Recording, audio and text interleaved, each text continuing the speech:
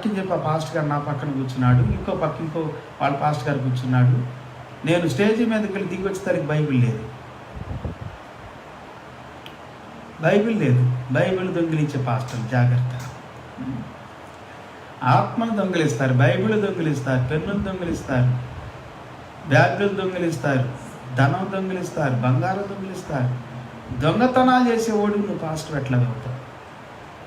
మోసాలు చేస్తారు, మోసం మాట్లాడతారు, కుయుక్తిగా మాట్లాడతారు, మోసంగా మాట్లాడతారు, సంఘస్థు చుట్టూ తిరుగుతారు. జాగ్రత్త. ఎంత అద్భుతమైనటువంటి మాట మాట్లాడుతున్నాడండి అపోస్తలుడు పౌలు గారు. ఈ సేవ నువ్వు చేస్తున్నావా? నీ శరీరములో ఇలాంటి ఒక శ్రమ పొందాలి, నమ్మకంగా ఉండాలి, ఇంకొకరికి ఇచ్చేటట్లు ఉండాలి. వాడు ఆత్మలు లాక్కొని, వాడు డబ్బులు లాక్కొని, వాడు సర్వం లాక్కొని దోచుకొని నువ్వేందో పెద్ద